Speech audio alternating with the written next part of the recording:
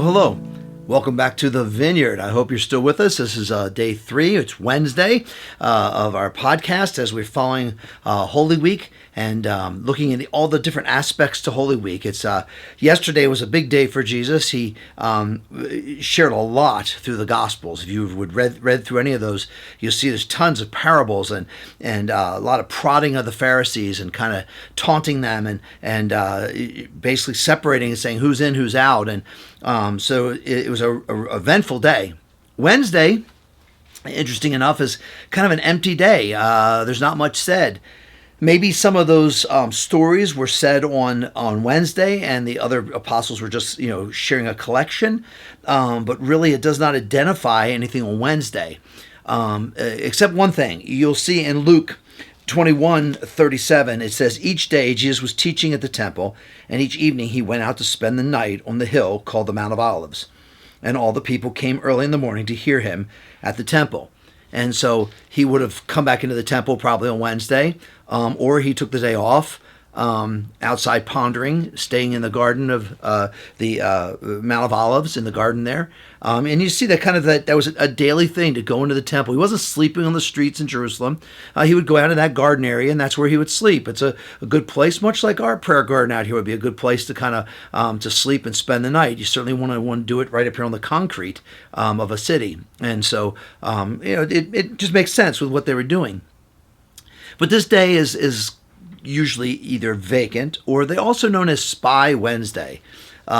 It's the day in which Judas starts to make his deals, and becomes that day in which he sets the prompting of his evil work. Scripture tells us that Satan prompted Judas, and then Satan entered Judas, which will be a thing tomorrow. But talking about prompting Judas today, what I want you to think about today as you go about your business is that, Judas was upset because Jesus had spent so much money on, the oils, and he wasn't going where he thought he was going to go with things. And kind of saw a demise, and, he's talking about dying. And, of course, Judas was the guy who's taking the money, and we know he was skimming off the top and those kinds of things. And, have you ever been obsessed or, just couldn't get your head out of being angry at somebody or frustrated with somebody, kind of like being prompted, nagged, poked at? Take your pick of your descriptive word there of what Satan just does, and you just can't seem to let go. And I think that's what, in part, was pushing on Judas, that feeling like his heart became hard, and he just couldn't stop thinking the bad things. He couldn't stop wanting to yell at Jesus and say, "What are you doing?" or in disbelief of what he was doing. In many of the same ways we do that for our family members. We'll, be upset with them, and we don't understand what they're doing it or why they're doing it. And maybe our kids move away, or maybe they get angry, or they marry somebody you don't want them to marry, or they, spend money when they shouldn't be spending money. All the things that maybe you get yourself worked up about, or, people at work that you assume are thinking or doing something when they maybe are not. It's just our perception of what they're doing. It steers so much of our life. And I think Judas, given that Satan was prompting him, what was he prompting him about? You see, what was he able to poke? There had to be something in Judas for Satan to awaken. And, it's that piece of, you get that idea in your head, and it was perception. It was Judas's perception of what Jesus was doing and where he was going. It was Judas's perception of the apostles and how this whole thing had suddenly gone awry, and he was a part of a thing that wasn't what he thought it was going to be. I think a lot of us in our life get ourselves worked up over things that we thought were going to be.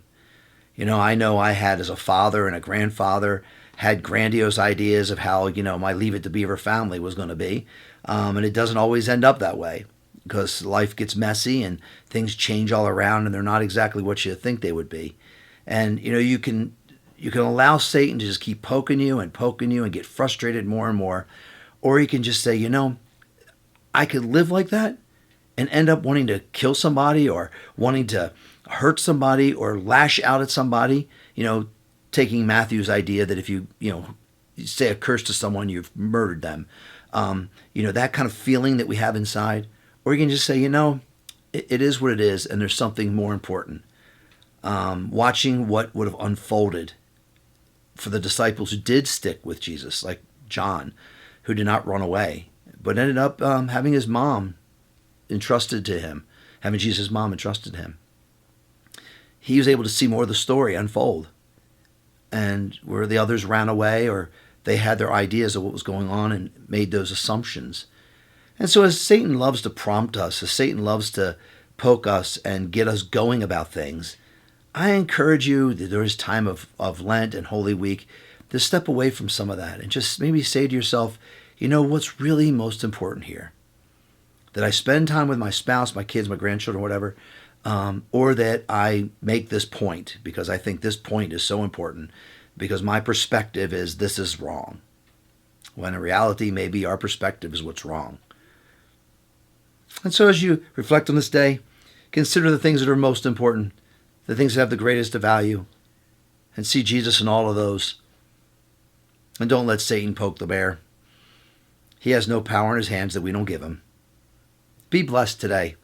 This day that was kind of weird in Scripture, sort of absent, but yet he tells us every day he was in the temple teaching. Wouldn't that be a wonderful way to live our life?